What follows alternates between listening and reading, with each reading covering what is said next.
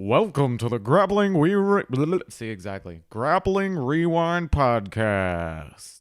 Welcome to this week on the Grappling Rewind Podcast. On this week's show, we're going to recap the CFFC BJJ 15. As always in the show, I'm your host, Maine. I'm my co-host, Miranda. Hey, Miranda. Pretty good. How are you? Doing good. Good to have you back. So last week we talked about it. This week we're going to recap it in full. CFFC BJJ 15 happened this last weekend.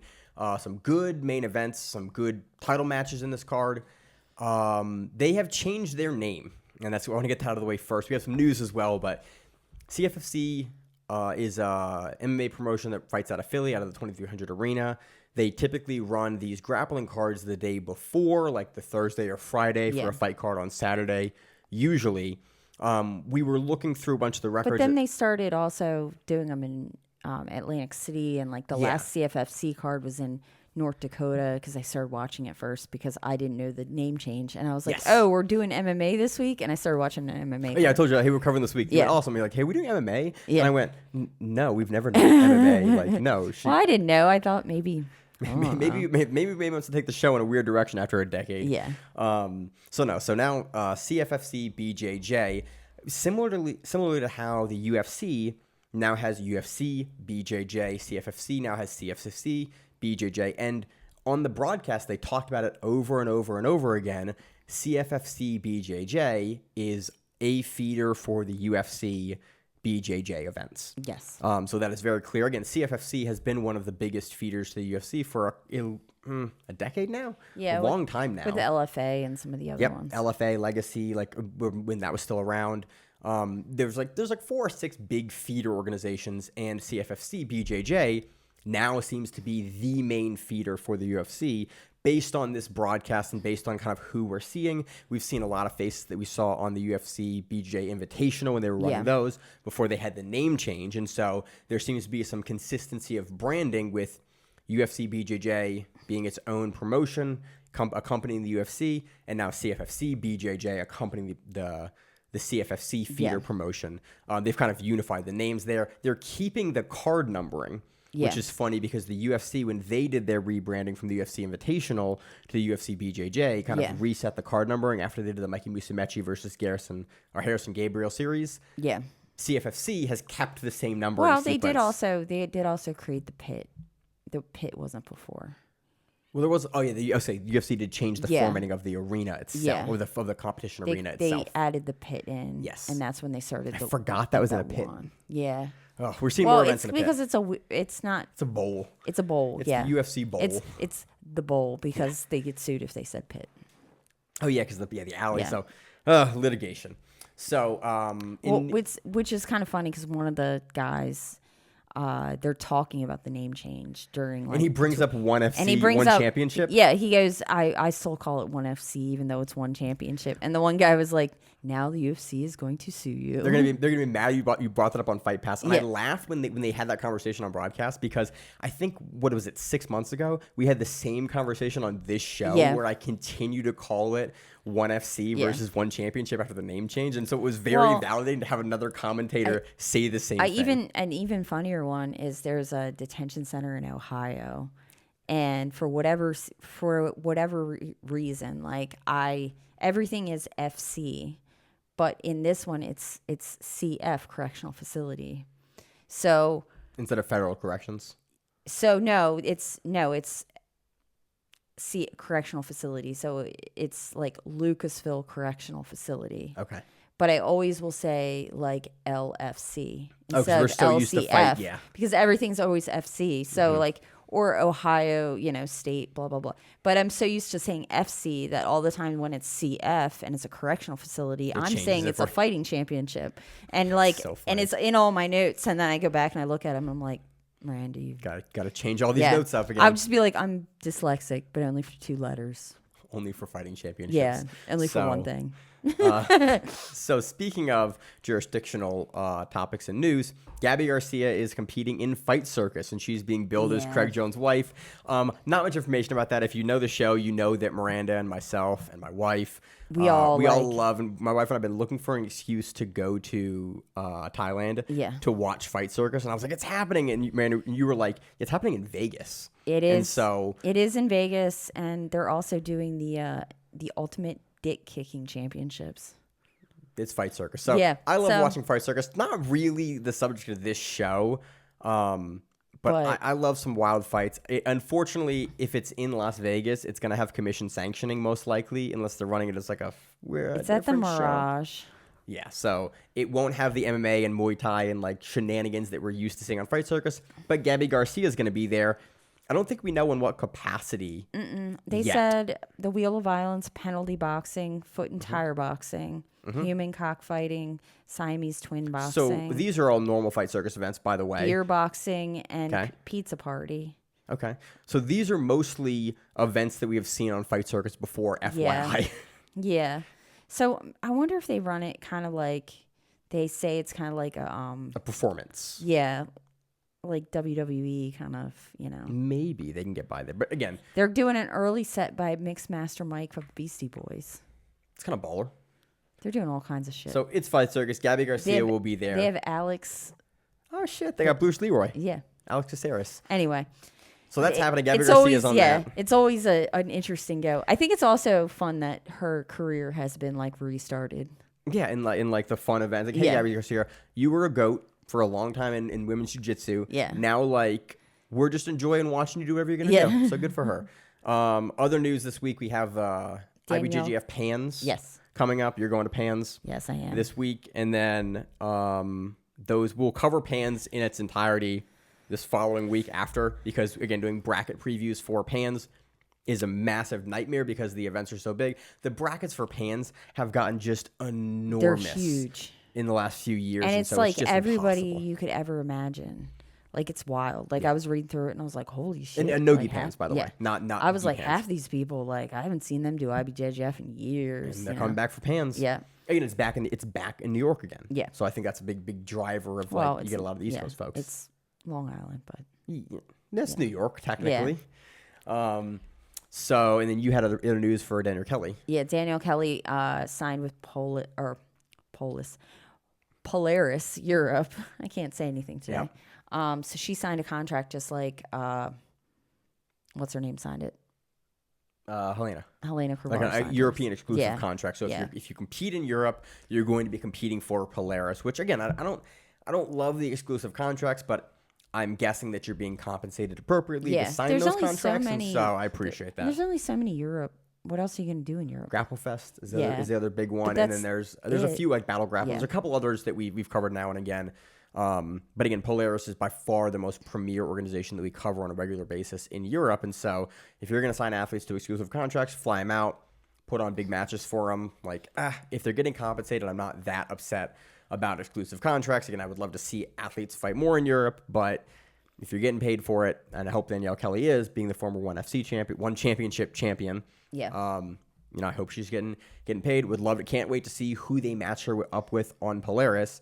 There is a possibility that we can potentially see the matchup with her and Del Florino. I think the weight class is a little different for them, but they're close enough in weight where it might be an interesting super fight to make. I think you do Margot Cicerelli. That would be a dope matchup as well. I would love to see because they're about Danielle Kelly. No, And Danielle Kelly's too small for her. They had a match, didn't they? They had a match and won, didn't they? Yeah, they did. Yeah. So we get the rematch there. Again, okay. there's a lot of fun stuff to do. Again, Cicero is a frequent staple on Polaris. Yeah. So awesome to see these two go back at it if that matchup does get made. Any other big news, Miranda? We have Who's Number One happening in Pittsburgh that the entire team is trying to go up to, because Pittsburgh is like my wife drove to Pittsburgh this last weekend to get some work done for a tattoo, and it's not that far of a drive. No, it's like 4 or 5 hours. It's like 4 or 5 hours. So the whole team is talking about going up and buying tickets to Who's Number One, because there is a heavyweight bracket, like an open heavyweight bracket. Pashangoli's in it. I'm blanking on all of the other names announced for it, but it should be a fun event. And so we're all talking about. You've been to Who's Number One before. I have. So we're all talking about going in our team chat. It looks like they're doing a qualifier. Yeah, it sounds like there's a qualifier. It should be a really fun event, and so. Again, tickets aren't that expensive. It'd be a fun day up to drive, and then we come back the next day and play D&D with the group. So it'd be good. Where's the qualifier at? I don't know. We'll get it as we get closer. I to know. It. So, any other news you got? I'm looking at my notes. No. All right. That's all I got. So let's move into the recap of CFFC. Oh. Again. What you got? One random thing. So there's a Midwest Finishers card recently. Oh, yeah. And the one... Aiken won it. Yeah. The one... did you see the one guard pass he had to do? And it was... No, I didn't see... I saw, like, very brief highlights, but I don't think I saw his highlight. There was a highlight, and it was... They're two brothers that are in the Philadelphia area, and the one likes to do guillotines so much that he is nicknamed Guillotine Season. And this guy. He shows up at tournaments all the time, and we see him. Kyle Myers, him and his brother. He did.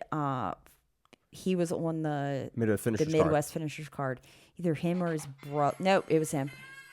As you hear my music from my phone, and he literally like grabbed his foot so that Aiken wouldn't pass his guard, and like pulled it to his face and like put it in so that his knee went a direction that I don't even know. Ooh. And he like it was the weirdest guard pass. And then Aiken like had a video of it that he posted and was like, that is the weirdest guard pass I've ever done. That's kind of cool. Yeah. He's like, look at this thing. It was, yeah. I mean, I don't know. I don't do that as much where I like grab my, but some people don't have certain ligaments in their knees and they have the ability to do these things. They got that flexibility. Yeah. Shout out wrestlers. So yeah, that was cool. Again, Aiken. Anyway. Was he I think he was already was the title holder at Finisher, so I think he retains this. At Midwest Finishers, I believe so. Correct. I believe so too. Again, dude, Aiken is doing what Max Hansen did a couple of years ago, which is like the king of your regional promotions at 85 now. Essentially, like if you have an EBI style tournament, Ryan Aiken is going to come and try to win. Not 85. It's like 205. Oh yeah, he's bigger. Yeah, he's like the next up. Yeah. So good, great work for Aiken. But anyway, I just remember seeing the video and being like, "Holy shit!" It's where you see holy shit stuff. Yeah. Anyway. So let's move on to CFFC BJJ 15, the first one with the new name change. I want to start with a title fight. So in the breakdown here. Oh, and CFF is Cage Fury Fight Championship. Just so you know. Yeah, CFFC. Because that didn't click in my head either for a minute. So. Well, it was called Fury for a long time, for just the grappling side. But there is also a Fury MMA in Texas. Yeah. And that's what I was always confused. But I think the new name change, honestly, is going to be easier for us to find it. Also, thank God, Fight Pass now has just a Brazilian Jiu-Jitsu button, and I love it. You just go, you just press it, and it's like because that's really all I keep Fight Pass for nowadays. Is like me too. Very rarely, honestly, for parties, I throw on the Pride cards. And then for every once in a while, I'll watch something on it. Yeah, I'll watch something on there. But like usually it's like a guy we know fighting in a promotion that's on there, or something we train with fighting on Fight Pass, and then the jiu-jitsu. So I love that there's a button now that I can just find all the jiu-jitsu, and that was a very nice change for Fight Pass probably about 6 months ago. So in this segment, we're going to talk about the CFFC rules for jiu-jitsu because they are a little bit confusing, and it matters for the two men's title fights at the top of the card where there is some Warren and I we were very confused, and we think we kind of rewatched stuff, and we think we figured out exactly what the criteria is, and it is very unusual for most submission grappling tournaments, and CFFC has always sort of had its own take on grappling rules and decisions. It's much more akin and close to wrestling and MMA than it is like ADCC or IBJJF. And so there's some oddities with the scoring that we are going to kind of talk through as sort of probably unfortunately the main talking points for two of these matches because they're both finished by kind of interesting scoring that is CFFC specific for these matches. So we have Junny Ocasio versus Estevan Martinez. It's a rematch. Junny Ocasio is the current bantamweight champion for CFFC BJJ. Yep. I'm just going to call it CFFC. Know that I'm talking about the Jiu-Jitsu championship for them, not the mixed martial arts. So I'm not going to say CFFC BJJ every time. I'm just going to call it CFFC. Junny is the champion there. He goes against rematching Estevan Martinez. We haven't seen Estevan in a minute here, but every time we see Estevan Martinez, he does a couple of things. One, he does a jumping cartwheel pass. Yes. And he does it, and he does it very well. He does it very well. He is probably the best guy in the world at the jumping cartwheel pass. He's definitely the guy that throws it the most. Go back and watch his match with Mikey Musumeci if you want to see him he was literally, I think, going to try to get 15 or 20 of them. Like, that was his goal in the match, was to try to throw that many of them. And by like the 10th one, he goes, I was kind of getting tired throwing the pass, so I had to like start counting and like paying attention to how many I'd done. He tries it on Junny. Junny knows it's coming. He reguards. And then Junny plays for the legs. It really is a very classic Junny Ocasio game, sort of into the legs. But Estevan is very short. He is. And he has relatively short legs. And I think in a way that makes a little bit of how Junny wants to capture your legs more difficult. And so it forces Junny to sort of play single leg X and actually kind of have to wrestle up Estevan Martinez, because he's not getting the entries on the legs that he wants, and he's not getting the angle to kind of isolate a knee in the way that he wants on Martinez. At one point, he has a head and arm triangle that looks like it's completely set in. Oh, yeah, he sweeps the top. Yeah. And I'm like, I don't even know how that happened. Like, he just gets out of it, and I'm like, yeah, man. Good on him. Dude, Estevan Martinez is one of the, if you have size parallel with him, he is one of the hardest guys to put away. Like, we've seen him in rear naked chokes, foot locks, leg locks, like all different like head and arm chokes. He is just notoriously insanely difficult to put away. For a guy like I don't think Junny, I've ever seen him actually subbed. I've seen him sub. I think like Tackett gets him. Oh, okay. Or something where it's like you need a guy that is like. But like a choke or a sub? I think it was a choke. I think Tackett. I don't remember what it was. It might have been. But like a sub. Like an arm lock or something. I don't know if I've ever. No, he's moved out of something. He is just squirrely is the best way to put it. And so even in later in this match, Estevan Martinez is in like side control, and you watch Junny like trying to hold him, and Estevan Martinez just like gets to his hip, gets up, and just like wrestles up. Yeah. He is just, I can imagine, insanely frustrating to hold down, because like you can get positions on him. Yeah, you can work him through positions, you can beat him in a scramble here and there, but you just can't ever lock him down if you're the same size as him. And Junny's they're both 135ers. No, Junny's a 145. This is bantamweight. This is bantamweight. Yeah. Oh, I thought it was 145. No, they're both 35ers. They're both 35ers. Yeah. Okay. And because there's size parallel here, it's like Estevan is just impossible to hold down. Like the only guys we've ever seen hold Estevan down for like any length of time are guys when Estevan enters like a 170 tournament. Yeah. And you're like, that's not fair. And he's still like, if you don't put your weight on him correctly, he's still going to try to wrestle up. Even if you do, you have to like be mean and crush and like be slow and methodical to him, because the minute you make a little bit of space, he's a 35er. He's going to get up. He's going to get out. He's just tenacious. So this match, I really enjoyed watching this match, because you get to watch Junny essentially like throw kind of the kitchen sink as far as like the way that Junny fights at Estevan Martinez, and he's just in it. And then in the regulation, that arm triangle was, again, beautiful work from Junny. He gets the top, he isolates the arm, he kind of what's the word? Joysticks it. Yeah. He forces Estevan to put his hand up. Junny locks it in. Junny has perfect positioning with the head and arm here. He's flared out. You see the camera angle that they have here. You see Junny's elbows are flared wide. Yeah. He's pressing over. Like, he's in the exact position where guys just go to sleep in the sub. Yeah. And then Estevan Martinez just goes, now I'm going to eat it for a little bit and then get out. Yeah. And then Junny has to let it go because Estevan's starting to kind of claw out the back door of it. And they end up in some scrambles. Match goes all the way into overtime. Yes. And it was like, okay, Junny won that in the regulation. But for CFFC, you told me. Yeah. 'Cause I had this wrong in my notes. In overtime, it regulation doesn't matter. Regulation doesn't matter if you sub them, then you're done. But if you get to the end of regulation, what happened to regulation doesn't matter. And then it's only judged on the overtime, whereas ADCC is judged on both. Yeah. This is only the overtime matters. And it's only in championship matches. Mm-hmm. If not, it's either you golden score or draw. Yeah. And then in championship matches, then it's scored by judges. Then there's a decision. So there's a judge's decision, which is unique to championship matches.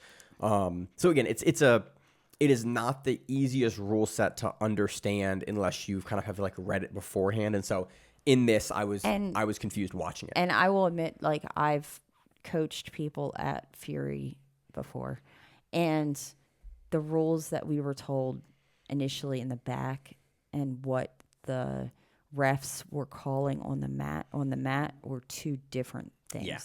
And it was one of those things that it was good that we actually were watching the matches earlier in the day, because we knew to take advantage of the things that other people, like if you were both standing and one guy pulled guard, if the other guy immediately covered him, dude, the pull guard just lost. Yeah. And they called it a takedown. And it was being called and they told initially in the back, they told us that wouldn't be a takedown. Yeah. And so it was definitely being called as a takedown. So, So listen to your rules meetings and then watch what's happening. Yeah, ahead. watch how the refs are actually calling things. There's a lesson here. So we go into overtime, and now the overtime is essentially the only thing that matters. And for the overtime, it is no longer submission only. Yeah. It is points or decision. Yeah. Submission, points, or decision. So more standard, more of a traditional match structure for submission grappling that we're used to. There are some nice sequences here. But golden score, meaning first to points. Oh, yeah, golden score. So the regulation runs for time, runs for 5 minutes. But if there's a score, match ends immediately. Yeah. So we go for the majority of the regulation time. Estevan does a really nice job a couple of different times, beating Junny's wrestle up, getting out of it, and close and has to tech out a couple of times to very closely getting scored on. Yeah. And then there's a sequence where Junny essentially was it a wrestle up? What was the actual sequence? he has a wrestle up too, and he catches his head, and he's in a front headlock. He's a front headlock. Yeah, and Estevan quad pods. But he doesn't have his knees on the mat. Yeah. And so if you quad pod, hands and feet, and you're up kind of in the air, back up in the mat, back up. If you put your knees to the mat and the person's behind you, it's 2. And it's 2 in IBJJF and a couple other rule sets. Not 2 in ADCC. It's depending on what you're looking for. It's 2 in IBJJF if their knees are on the mat and you're behind them. Yeah. So Estevan knows this and goes, cool, I'm not going to give you that position. Plus, his entire leg is the size of probably Junny's shin. So him quad potting isn't that weird. He's not that far off the ground. Yeah. So it's not very hard for him to probably hold that position and hold that position strong. So Junny gets behind him and starts to kind of break him down. And then Estevan goes, cool, I'm getting broken down to a hip. If I stay in this quad pot and I will get turned over here, and Junny's going to be a really good position to settle on top. Or his knees hit the mat. If right. both of his knees hit the mat, then it's points. And so Estevan does a good thing. He does a roll through, basically Granby roll essentially.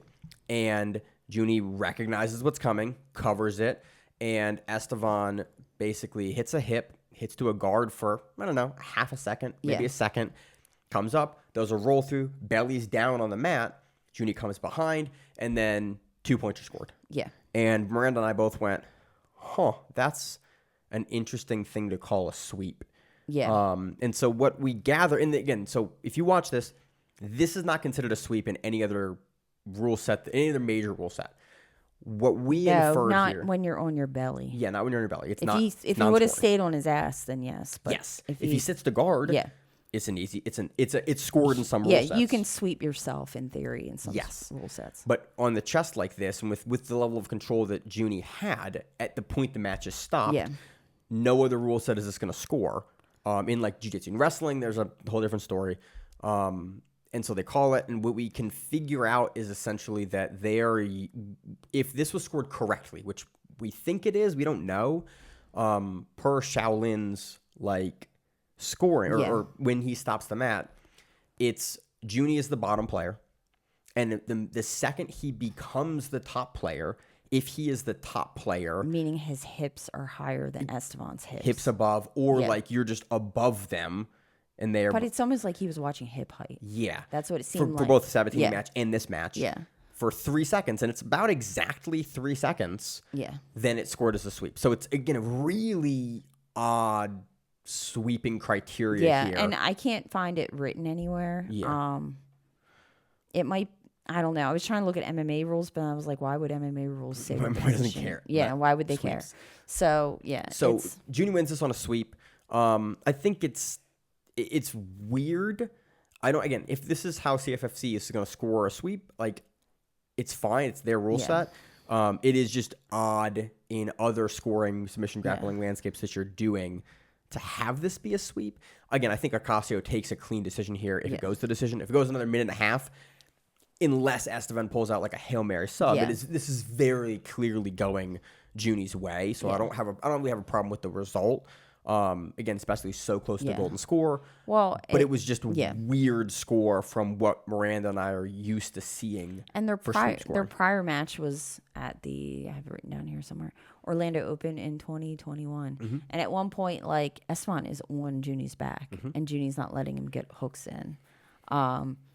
So, I mean, it's not like he doesn't have the ability to get there. Yeah. Because I've watched Estevan, like, teleport to people's backs before. Yeah, he's got an amazing... Yeah. Back in 2021 was, like, the peak of his just amazing back take sequences on people. So, again, very fun match back and forth. Junny showed that he is the champion. He retains his belt. Very great performance from Junny here.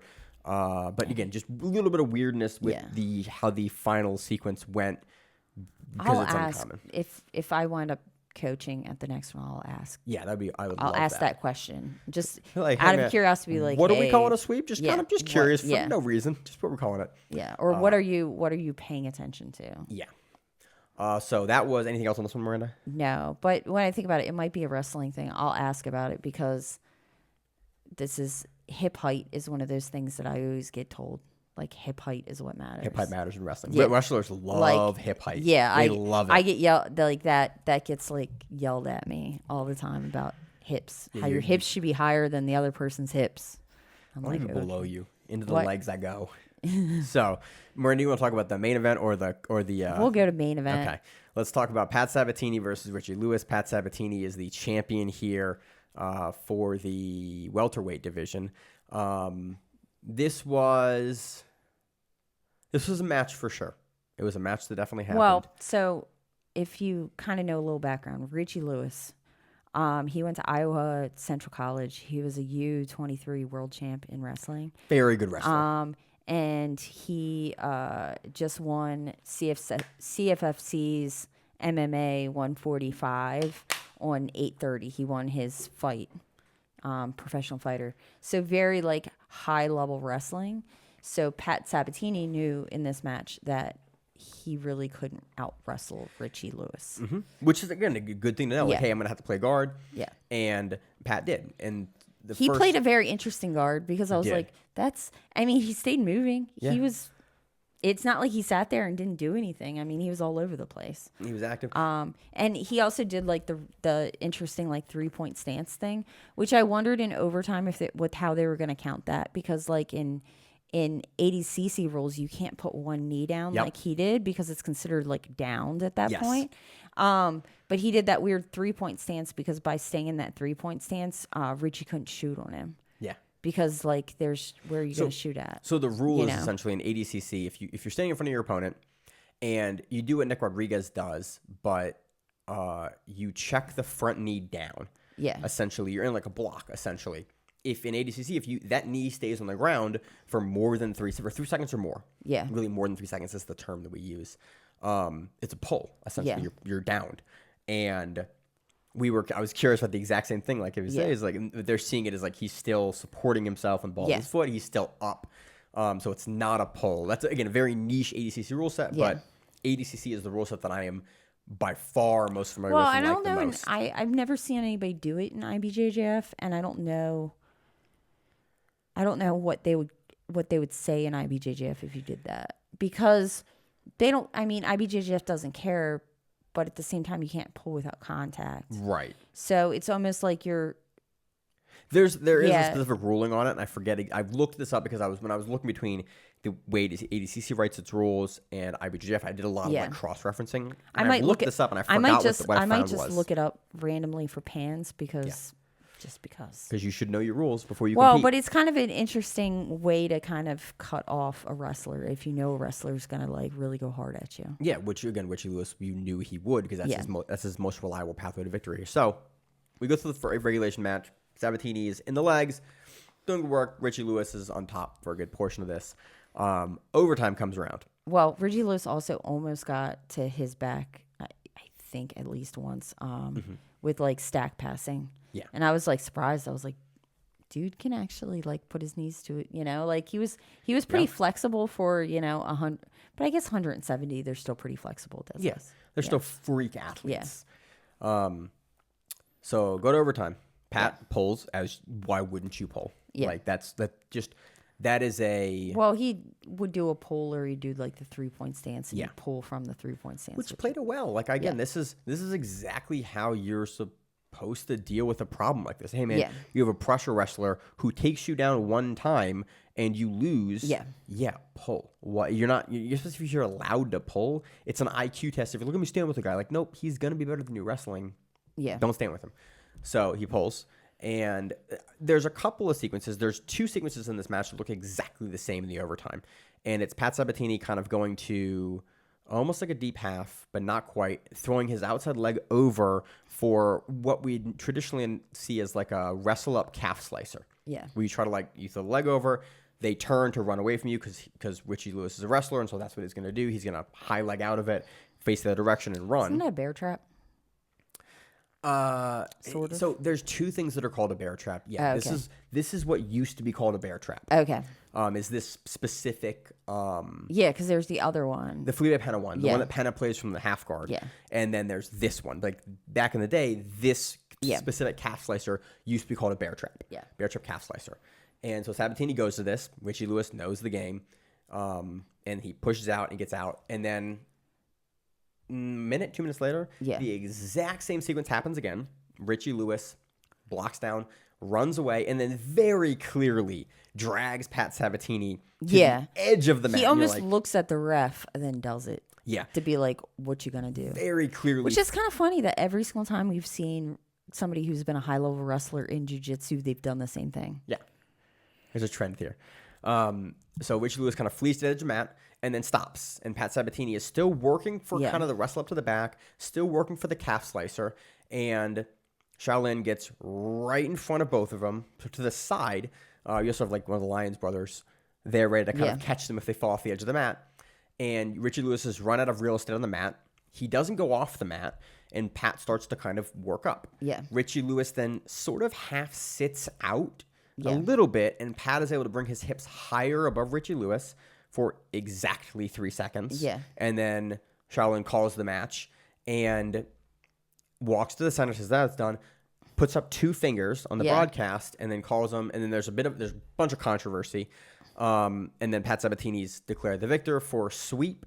And then on the topology results, he is declared the victory because of disqualification from Richie Lewis for fleeing the mat. Yeah. So... and it is illegal to flee the mat. That is in the rules. Yeah. And fleeing the mat, like IBGF, is the same thing. It's fleeing the mat in a submission. Yeah. Is usually how it's written, where it's like if you were in a sub, which Pat Sabatini has the makings of a calf slicer here. And I guess like in wrestling, it's kind of fleeing, but you're also kind of taught to like step out if you want to reset, because they're going to reset you if you step out. Yeah. You know? So if like you might be in trouble, you'd rather step out and have them reset you than, you know. It makes sense. This one was weird for me. But this was, and it was an obvious like fleeing the mat. Oh yeah, obviously. Like it wasn't like he didn't know where he was going. Like he legitimately ran with dude on his hands legs. down. It's like you would go through, hey man, this is, if you're refereeing and judging, this is what fleeing the mat looks like. But the weird thing about it is he stops before he goes out and goes off the mat, which I think is partially on the ref. Then it's like, this should have been, if you're going to reset this, this gets weird because this is why I don't like mats that have a hard edge that you let guys play to. Yeah. Because one of 3 things can happen here. 1, referee stops the mat and you get a reset. And then Pat goes, well, I had a thing that was worth something. And so either you give him a score and he wins on that, or you don't, and he kind of gets screwed over for working towards a thing that he might or might not have been able to get and had. Yeah, but remember we had the Junny Ocasio. Who did Junny go against? Dantzler, where he subbed Dantzler right at the edge. Yeah. They like held him back and they subbed him. That's the second option is like, okay, you let Richie work to the edge of the mat, and then cool man, he's worked himself to the edge of the mat. Either he goes off the mat on his own volition, or he's now run out of real estate, and now you give Pat the opportunity to, hey man, he's run out of space. He has put you here. Your opponent put you here. Can you finish it at the edge here? Because now your opponent put you here. It's your prerogative, and you're now allowed to continue to work to the edge of the mat, to the edge of the working area. Yeah. Or do you call it fleeing the mat and give the 2 or give the DQ. My problem is we kind of seem to get caught like in the middle of all of these. Yeah. Where it's like Shaolin calls for the 2 points because Pat gets his hips above Richie's for 3 seconds, like exactly 3 seconds. But it's kind of unclear. That's what his eyes look like. Now, if you flee the mat, escaping a submission, but in a submission, technically it's 2 points. If you flee the mat to get out of a submission, it's DQ. If you flee the mat in a submission, it's also a DQ. If you flee the mat while getting out of the submission, because I've done that before, and I've gotten 2 put against me. Okay. But I didn't know where the hell I was. So that's an interpretation rule, because we've seen it on IBJJF both ways. IBJJF one, or not IBJJF, it was New Breed once. Yeah. I was in something, and I was like really close to, I guess, one of the edges, and I didn't know. And I like pushed back to get out of it, and I got out of it, and then they like stopped me, and then they put 2 up on me, and I got really pissed off. Yeah. I think it's I didn't know where I was, truthfully, but so, whatever. The real in IBJJF, if you're in it, they'll DQ you, but a lot of times we've seen that kind of go both ways, where it's like he has to go that way to get out. They're on the edge. Yeah. They're on the edge, and he didn't put them on the edge. Yeah. And this is other scenarios we've seen in IBJJF where it's like your opponent puts you on the edge of the mat and then puts you in a submission, and then to get out of the submission, you have to go a foot that way, and that's the edge of the mat. We have seen that called fleeing the mat in a submission, where it's like, well, what was he supposed to do? He's at the edge, and now he's getting subbed. And if you stop moving, you're gonna get subbed. Yeah, because guys are really so good. You gotta stop. You gotta keep moving. So it becomes this weird, unfortunate gray area, which honestly, the longer we do this, the more I'm kind of happy with. Hey man, fleeing the mat in a sub, that's DQ. So why? Because you should have worked. You should have been able to work into the mat again. Yeah. The 2 points I think is fine if it's like you just fleeing the mat, like fleeing out of a takedown. Yeah. I think it's fine to give 2. But for this, it's just very weird because we don't have super granular clarity on exactly what the hit position points is, because he gives 2 points. Yeah. And then the official result is and the thing is, if you watch him, he's sitting watching them. So he has time to say stop or para or whatever you're going to say. We can't hear what he says, but he says something before. Yeah. So it's overall, it just is it is a very odd main event. And it's one of those weird, like, even as a ref, it has to be a weird situation to be put in, because you're kind of wrong no matter what you do. And there is no really good spot. Really, as a referee, you stop them before they go off the edge. But I would blame Richie Lewis. Yeah, he runs off the edge. You literally just ran. I think you have to get in front of that faster and go, hey man, he flew the mat. Yeah. They're off the edge. He's at the edge now. He didn't fall off technically. But also, if he then falls off the mat, then you've put yourself in a position to fall off the mat, fleeing the mat. I think if anything, the most correct response here is DQ for fleeing the mat. Yeah, I think that's the most reasonable. If you're going to end the match right there, that's the most reasonable. Again, the sweep. I could see it in their rules. It's just I really don't understand the rules there. Yeah, that's and weird. Generally in all jiu-jitsu rules, almost all jiu-jitsu rules, you have to be belly to belly to get a sweep. Yeah. You can't sweep chest to back. It's not a sweep. Yeah. Now there's reversals. But you can't reverse chest to back. But you can't reverse chest to back. Yes. You know what I mean? Anyway, it's weird. It's odd. Again, I would love to see some more clarity. I would love to see maybe Shaolin being more aggressive with mat maintenance here, because this gets eliminated if you get in front of that. So it's a weird maybe you get in front of it and you tell him you do that again and you're gonna get DQ'd and you bring him back to the middle. But I think honestly, he does it again, you DQ him. But they're also pros, so they should know better. Yeah, I think honestly a DQ for fleeing the mat here is realistically the most reasonable response here, because they go off the mat, they have to stop it because they're going off the mat. Richie Lewis put them on the edge of the mat there. He didn't get out of the sub, and so I think that's the most fair response there is that based on the action that happened in the match giving the result. So it was weird. Miranda, any other thoughts on this weird match? No, not on that match. Okay, let's move on to Taylor Hishaw versus Nicole Mathew. Hishaw's getting fucking good. Hishaw is the 125 champ. This is bantamweight. So she wins the 35 here. Yeah, but she is the current. She did that 4-lady bracket on the one card in Atlantic City that I was at. She had won that bracket. 2-division champ for CFFC. Yeah. She looked really good here versus Matthews. Matthew played guard the entire time. Hishaw. Matthew played a guard that Hishaw had a hard time passing. Like I watched Hishaw like pass people a lot faster. Mm-hmm.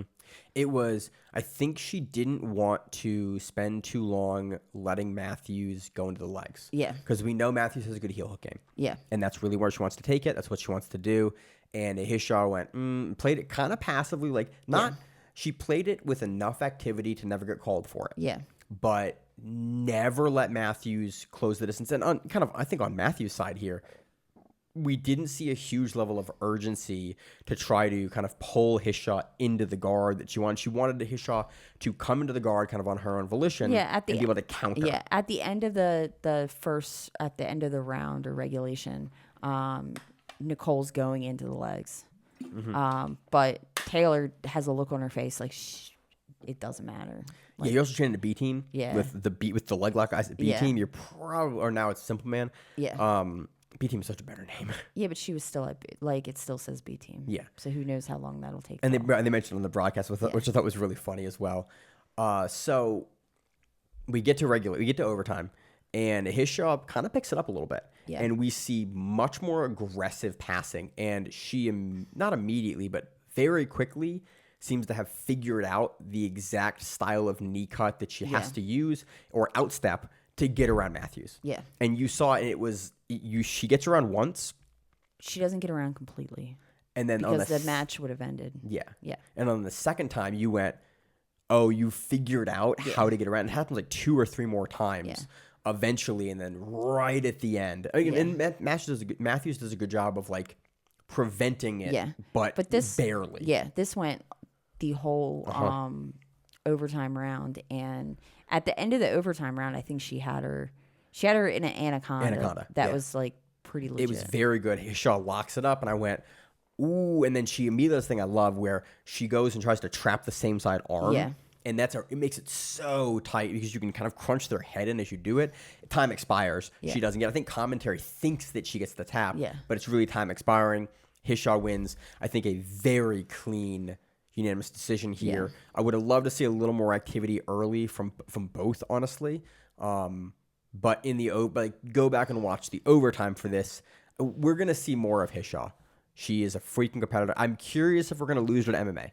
Because she did adolescent MMA. Yeah. And she seems to have that personality in her interviews, and that where I think she will be a very competent and dangerous fighter. Yeah, I think so too. So I think we'll see her in jiu-jitsu. We'll be fortunate enough. She's 18 now. Yeah. Yeah. She's young. I think we'll be fortunate enough to see her in jiu-jitsu for the next couple of years, and then she will most likely go the way where the big money is in MMA after she kind of Cody Steele did. Yeah. Hey, you become a grappling phenom, and then a couple years later, because Cody Steele's a little bit older, but then you go into MMA, or Tyler Cade Bertolo. You go and make your mark in jiu-jitsu, and then move off into MMA as you get a little older. But again, Hishaw is now the 2-division champion for CFFC. Very impressive. Nicole Mathews is. We've seen her in the finals of a bunch of tournaments on Rise and a few finishers for years. Very, very good win for Taylor Hishaw, and a commanding win as well. Yes. Anything else? What else do we want to talk? I want to talk about that match. This match. Yeah, no. I want to talk about this match. Elder Cruz versus Sergio Vilas. Yeah. Sergio's local to us, so I've seen a bunch of his matches over the years. We've also talked about him for years on the show. Elder Cruz, again, needs no introduction. ADCC trials medalist. I don't think did he win trials? I should know this. He did win trials, I believe, and I believe he's also the IBJJF champ, right? Oh yeah, dude, Cruz is a monster. We have talked about Cruz occasionally having. No, he loses to Giancarlo in 21 at trials, and then he gets a buy-in for that year, I think, because he placed high. Yeah. And then he loses to Couch at trials in the finals the next year. Yeah. But he's been to ADCC before. Actually has a split decision win over Nick Rodriguez, which is crazy. Elder Cruz is real good. historically had a little bit of problem with leg locks, but we have talked about Cruz having a problem with pacing for a long time. Yeah.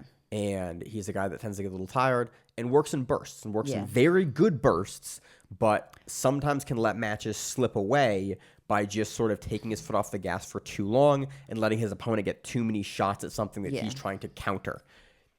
Elder Cruz has now moved from, who's checkmate forever, right? Yeah. Now he is with Dante. Yeah. We're at Adamus. I always forget Dante's gym name. Adamus under Pedigo. Yeah. And it is very interesting, the Elder Cruz that we saw here, because it did not seem like a guy who was worried about pacing. No. It seemed like the guy that I want to see in trials, where he was putting it to Sergio Vilas. And Sergio, man, to his credit in this entire match, was in it. Yeah. Was in front of Elder Cruz and was trying to get something working. He scrambled out of, I think, 2 different sequences in the overtime that I was like, okay, Cruz will put him down. Yeah. He didn't. He tried to counter. He tried to do that counter armbar Uchimata step over we've seen guys do. Cruz counters, gets a waist lock on the back. Like, Elder Cruz obviously has worked on his wrestling and his pacing because it is much improved. The most nifty sequence of this, 2 sequences of the match we're going to talk about. One was essentially early in the match, we see a slide by like arm throw. Yeah. Or a slide by like there's a wrestling term for this exact throw. It's essentially where you get your high arm under their armpit and you throw your arm up and it basically leads their arm over. It's like a throw by kind of, but it's like a high throw by. And again, wrestlers are gonna be not happy with me not knowing the term for this. He hits it on Sergio and is able to make a very nice scramble off of it and gets a takedown off of it in the regulation. And I went, ooh, that is a level of commitment in the takedowns that we usually see pretty sporadically from Cruz. For him to throw it that hard and that early in the match makes me excited that we're going to see him pick up the pace in his matches, and that kind of problem that we've talked about for years with him is going to go away, and he's just going to kill guys. And then the other sequence that I want to talk about is one I kind of mentioned earlier, was in the overtime. Elder Cruz is aggressively working towards a takedown, like low in the legs, and Sergio with a whizzer overhook throws an Uchimata counter to Cruz coming in. Cruz gets low, tries to kind of counter out double it, and then Sergio steps over his back and tries to throw that belly down armbar over off the Uchimata hook from the armbar whizzer that Elder Cruz counters, slides the back, gets the rear body lock waist, and then lifts and tries to throw and tries to take down off of it like repeatedly. Sergio has to do a front roll out of the hands to get out of this, and then beats the cover. It's still pretty wild. The whole sequence is just like, man, not a lot of guys are going to get out of that, especially because when Cruz is on and actually starts to hit you with pace, he can sustain it. Yeah. In bursts. And this is one of those sequences where I was like, yeah, he will be able to beat Sergio here, and Sergio just goes, no, you will not. Yeah. And just gets out. This is a very fun match. I enjoyed this match. I enjoy watching Elder Cruz when he can keep this pace, and he kept this pace. We're gonna see both these guys in trials. Wouldn't surprise me to see them both in day 2. Yeah. Wouldn't surprise me to see Elder for sure in that quarters at the finals, because we've seen him there a couple of different times. They're only losing to Couch and Bodoni. Yeah. Again, 2 very, very highly guys that have won trials, and Bodoni's won the world championship twice. Yeah, and this is a much more fun match to watch from him. Yeah, and not just a kind of a counter when you beat a guy on a counter and then lay on him and control him. Yeah, we kind of saw guns blazing Elder Cruz. Yeah, as opposed to sometimes where it's like, yep, you won your 2 points there, and then you laid in half guard, and they couldn't do anything in half guard, but you only progressed kind of when you were made to at the end, when you probably could have done it earlier. Sergio moved enough that forced Elder to move. And it also, Elder didn't play the sort of more classic pressure control game that we've seen him play. And it was a very nice kind of a welcome surprise for us to see that from him, because this, I think, is a much more modern game that wins in ADCC rule sets for Elder. It's always been his problem in the ADCC rule sets. So if that's not a problem anymore, good luck, guys, in this division. Next match I want to talk about, Kevin Dantzler versus Sam Micale. Sam runs Emerald City Invitational. When that used to run still. And Emerald City Jiu-Jitsu. Yeah, he was the owner of that gym. Talked to Sam for years. Kevin Dantzler, been in the main event on Fury a couple of times, has a win over Merab Dvalishvili, has a win over Aljamain Sterling. No subs, but again, you win in the rule set. We've kind of talked about like the level that Dantzler's at. He's in this weird kind of middle ground where it's like he sits in a very weird spot from a matchmaking perspective. Yeah. Dantzler came out, immediately pulls. Yeah. He looked angry. Yeah, he looked like fired up. Yeah. Sam goes to pass, gets hand inside like he's going to start throwing a knee cut pass. Dantzler immediately isolates the far side arm, double hooks it, and then throws a Choi bar and then finishes the Choi bar. And it was very impressive. Again, we've watched Sam compete for years now. Yeah. And very competent grappler. Again, you don't typically run a gym and a promotion, a grappling promotion, without being a very competent grappler. And so to watch Dantzler be able to do this to Sam was very, very impressive. And again, this is sort of what we know Dantzler can do. He has an amazing Choi bar set up and a really good armbar game. But to see him get it on Sam in 12 seconds was just wildly impressive. It was wild. Kind of a textbook way to do the Choi bar off the knee cut pass too. Pretty much. It was he gets Sam to plant his hands, he double hooks it, he pulls it over, and then just throws the foot over, and then he's in a beautiful position for it. Like it's a 12-second match. You'll see the highlight online. It was a Sam very, tried very to roll good, out of it, and but Dantzler's in front of the face there, so you can't. It was a really good sub. Two other matches I want to talk about on this card. We have Andrew Kochel and Kareem Mathieu. Andrew finishes a knee bar here, pretty quick in the first minute of the match. Really interesting knee bar, kind of pulls up. Again, if you've seen an Andrew Kochel match where he wins the knee bar, you know he has just a super dangerous toe hold knee bar game. He traps both of Kareem's legs here and then just kind of bellies down to the side in a way that we've seen him do before. Yeah. But Kochel has really good proportions for the knee bar and he does. Super dangerous knee bar.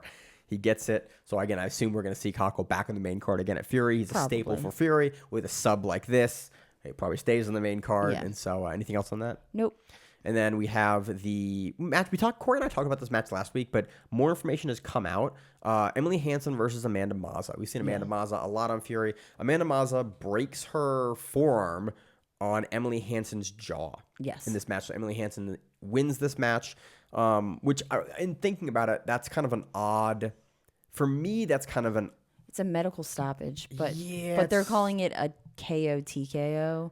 But I guess if you're using MMA rules, maybe it is a KO. But usually that'd be like a no contest, or it's also early. It's in the first minute and a half of a 6-minute fight. But also, Emily Hansen does push the hand when she does it. Like, for me, this would probably be a no contest. Yeah, because it's a medical stoppage due to injury while you were the one doing the choke. But in MMA, I've seen arm breaks before, and it's like, yep, the other guy wins that because he broke his own arm doing a thing. Yeah. Or like so in MMA, it's not that foreign. But in this context in jiu-jitsu, it is a little odd to call this a loss via injury of broken arm. Again, it's not egregious. There's precedent for it, but it is a little odd. But yeah, there's a video going around Instagram of saying that and showing Dr. Kickass, right? Dr. Kickass, showing that this is the third in the month of girls. In the month? Yeah, breaking. I thought it was ever. No, in the month. Oh, that's crazy. Of girls breaking their long bones. Yeah, what is it? It's an all non-radius. All non-radius. Yeah. I broke them both. I should know. Yeah, breaking their arms on chins, and this is my theory. And we'll just say it's my theory. I'm going to caveat this real quick.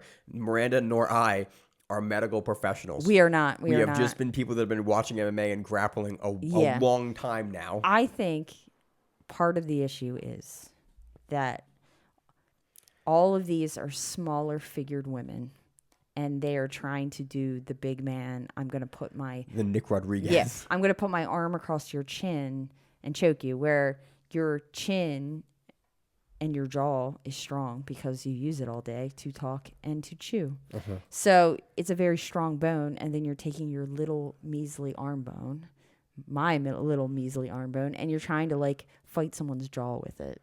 And I think, maybe Mr. Big Man, or maybe Maine here. I'm not that big. They have bigger bones and can I do have bigger bones. You know what I mean? Mechanic have much they bigger can bones. Probably do that, but a littler featured people and women, we probably cannot do that. It's in that. So you have an interesting. This is I'm not going to call it a crackpot theory because it's an interesting theory, and I don't know enough. I don't know enough medical science, stuff to know if that's true or not. But it is interesting that there are three. I've never. But I feel like if it's interesting that I've never seen this happen ever, and then now. But remember, 3 cases, only women. Remember when everybody broke their legs by kicking people in MMA? I remember the good and times. Like everybody's legs were breaking, and they were like swinging. I remember the good times. Yeah, Tyrone Spong, Chris Weidman, Anderson Silva. I mean, it's just I think it's just weird that these are smaller women, and that I don't know. I think sometimes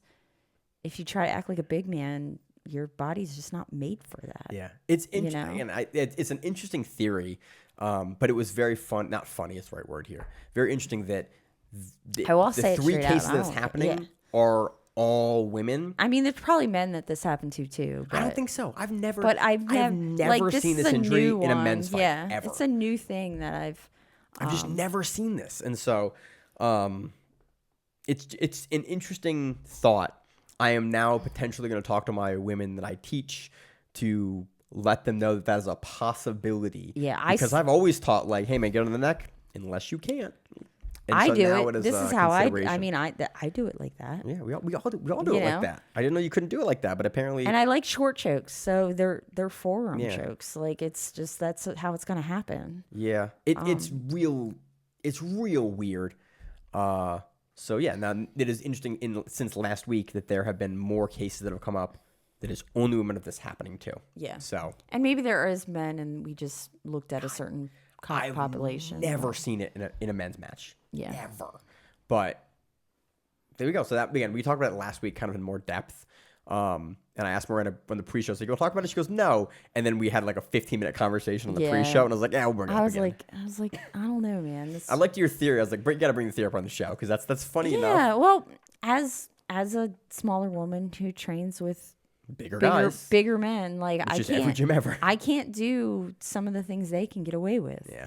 I just don't have the mechanics of it, the physical capacity to do that. So. No, there's a couple other matches here. We had anything. So you have more on this? Nope, that's it. Okay. We had Steve Yocum defeating Anthony Williamson via heel hook, kind of late into the match. Again, we're going to see more from Steve.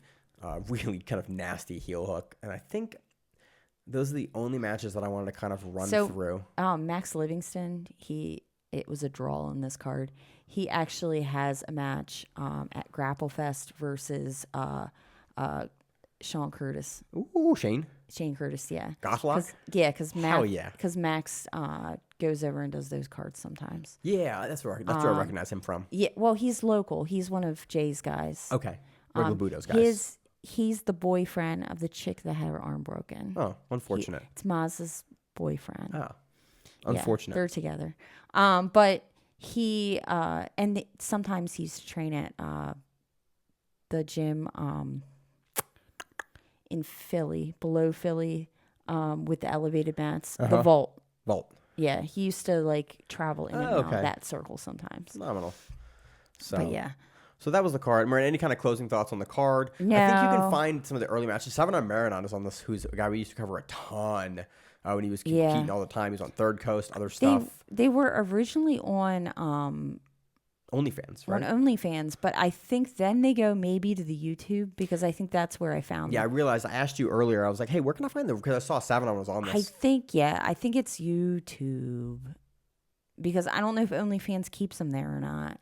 I don't really know. I don't know much about the OnlyFans landscape as far as videos go. So if it's on YouTube, that would be phenomenal. It freaks everyone out that they have to like. I think it's a fine broadcast like platform. I'm not super familiar with how they run it. Back in the day, it sucked because it definitely didn't. You would assume that it could take the amount of traffic that it was taking, but we watched some of them. They were glitchy and they were really glitchy and the broadcast was watch. hard to watch. Yeah. I remember watching the Cam Soda ones. Yeah. I remember watching Charles Felony Bennett, Crazy Horse. Yeah. Because he changed his name. He doesn't like Crazy Horse anymore. Fight on Cam Soda. which is like a cam site, which was just really funny. Like, and it had the same bit rate problems, and you're like, I figure this is what you guys do all day, but those big streams. But it's not. I don't think it's that many people on the same stream. It's on the same stream. They're on individual streams, but on the same stream. Yeah, they're just not meant for broadcasts like that. So again, overall, it was fun. I wanted to give it its time this week because we had other events last week, and it was kind of a lull week this week before Pans, and so wanted to circle back to CFFC because there's some interesting stuff that happened on the card. And so next week will be most likely Pans, and then we'll move into Who's Number One preview. Who's Number One? We have Polaris coming up. We have a UFC BJJ coming up. There's a bunch of good stuff in the works, and it'll be a very fun to cover all of them coming up real quick. That was music. Mm-hmm. You can just slide down and you can make the phone quiet. It makes the whole thing way easier. Yeah, but I have an Android. I don't have a. Oh. Yeah. Then I don't know how to do it. All of you guys, you try to tell me your stuff, and it doesn't work because I don't do that. No, I just wanted to make sure it was Grapple Fest, and it is. Okay. Grapple Fest 19 is. I'm trying to think. Try to make sure that we don't miss it. October 11th, so 2 weeks. So coming up then. Yeah. So sweet. So Marina, you're doing Pans this week. I'm doing Pans on Friday. Nice. So come see me. I'll probably look angry. Don't worry, that's my normal face. Mm-hmm. I will not be mean to you unless, for whatever reason, you had a bad day, and then you will. Yeah, I don't mean to be, an asshole, but sometimes I am. Sometimes you gotta do what you gotta do. But I have one person in my bracket for Pans, and then I'll do Absolute, and then I'll drive home. Fantastic! Yay, fun! Big old drives to New York. Yeah. And then I have nothing, I think, this week, thankfully. Had a big field week last week. And then just back to regular training, back to regular coaching. Yeah. And I'm probably missing something big coming up. And we're planning for trials. So trials is in November. And I gotta see flights for that. And we gotta figure out if we're all going to Who's Number One or not. I think we should go. It would be fun. So that's really on my docket of scheduling. Who's Number One will probably be easier to do than trials because my issue with trials is the week before I have to be in Georgia with my daughter to look at a college. Nice. So if I had all the money in the world, I would just stay down in the South and then do trials. But I do not have all the money in the world, so I do not want to have to then fly back down south after already driving. Rachel and I will probably just my family's down there. Yeah. So hopefully we can do it that way and make it work. But we'll see. Yeah, if somebody does it, then maybe I'll go down because convince you. Yeah. Hey, we're gonna be down there. So yeah, think about it. So I got nothing else, Miranda. Everything else? I don't think so. All right. Well, as always in the show, I'm your host, Maine, the co-host Miranda, and we are the Grappling Reruns. Isn't that what it is? Stay safe. If you like the show, please consider sharing it on Facebook with the folks at your gym. It's the best way that we grow the show, and we really appreciate it. You can reach out to us on email. We also have Instagram. We have Facebook. We have Twitter. We have Google+. Until that shuts down. We have a website. If you have an event you would like to have us cover, please let us know. If you have a name, like most people do, and you'd like to have us stop butchering it, let us know. Reach out to us. The show is also available on YouTube, Spotify, in addition to iTunes and every other podcast service. We very much appreciate your time, and thank you.